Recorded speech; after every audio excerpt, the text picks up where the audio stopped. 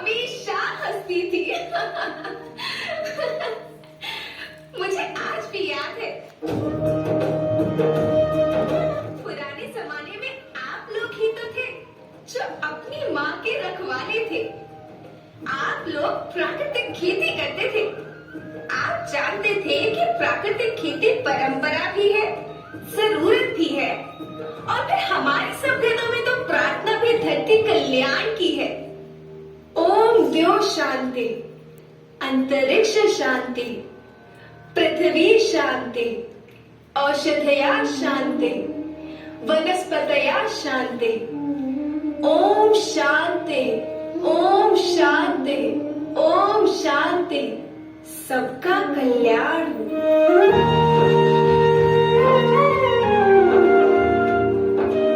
हजारों साल से मनुष्य धरती की गोद में रहता आया है। धरती माँ ने आपको सब कुछ दिया, लेकिन मैं आपसे पूछती हूँ कि आपने अपनी धरती माँ को क्या दिया? ये जहरीले रसायन, अप्राकृतिक खाद जो मिट्टी को बंजर कर रहे हैं, उर्वरकता को बर्बाद कर रहे हैं।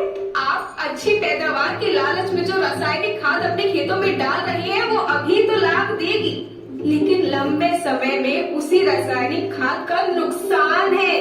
रासायनिक खाद जहर समान है, जहर समान। और तो और फसल में पानी की खपत भी बढ़ गई है, जिससे खेती की लागत बढ़ रही है और पानी का स्तर जमीन के काफी नीचे जा रहा है।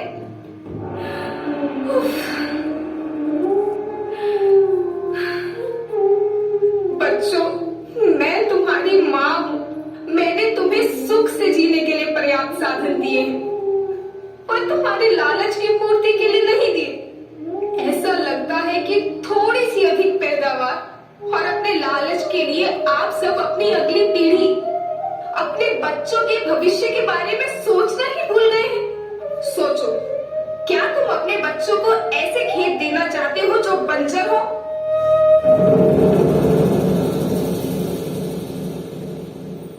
मैं माटी हूँ। माँ होना मेरे नाम में बसा है। पोषण करने के लिए ही मैंने जन्म लिया। करोड़ों साल तक धरती पर सांसों की डोर आगे बढ़ाई। पेट भरा जब सबका, तभी मैंने संतुष्टि पाई। वो माँ हूँ मैं सबकी, जिसने जन्म न देकर भी जीवन संभव बनाया। अन्नदाता मेरे पुत्र किसान, तुमने ही तो इसमें मेरा साथ निभाया। दिन रात सींच पसीने से मुझको हर मुंह तक रोटी पहुँचाई। जब तुमने माथे मुझे लगाया, मैं हरियाली बनकर मुस्कुराई।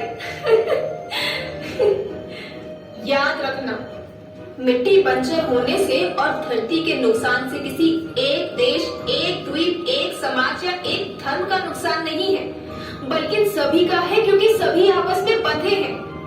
धरती की श्रृंखला टूटी, माला टूटी, सब बिखर जाएंगे, सब खत्म हो जाएंगे।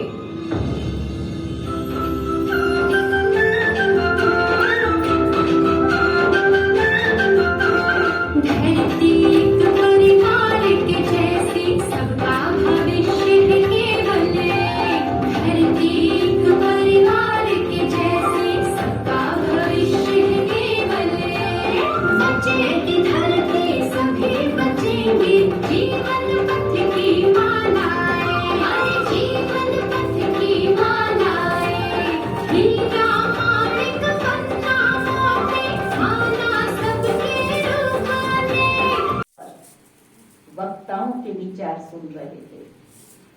एक एक वक्ता जब बोल रहा था, तब ऐसे महसूस हो रहा था कि हम सुनते जाएं। आप सबने महसूस किया?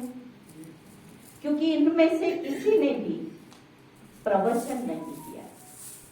इन सब ने इस देश के प्रति, मां धरती के प्रति, देशवासियों के प्रति, उनके विकास और उनके उत्थान के लिए जो आवश्यक चर्चाएं थी, बातें थी, उनको दिल से आप सभी के बीच में व्यक्त किया। परमात्मा पिता हम एक शब्द कहते हैं, जो दिल से निकली हुई बात होती है, वो दिल को छू लेती है।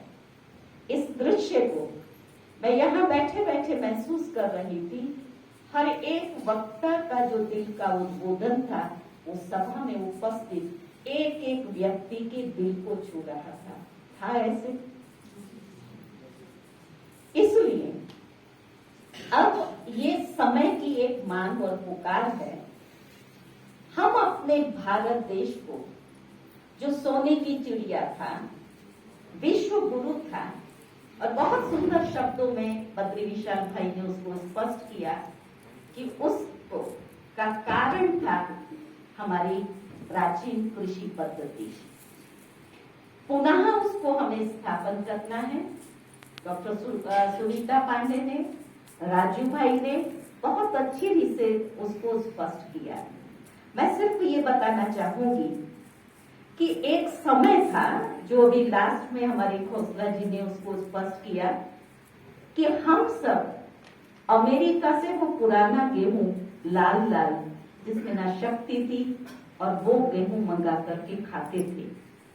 तब इस देश को आवश्यकता थी और हमारे देश के इन कृषि वैज्ञानिकों ने अथक प्रयत्न और प्रयास के पश्चात नए नए अनुसंधान किए, अच्छे बीज, खाद, रासायनिक में उसको डलिया में बीज को रखा जाता था, ऊपर कलश रखा जाता था और उस धरती पे जिसमें बोया जाना है उस पे कलश रख करके घर के बड़े बुजुर्ग, मैंने अपनी दादी को देखा, वहां जा करके उस धरती की पूजा करती थी और उस परमात्मा की याद में उस बीज को बोया जाता था।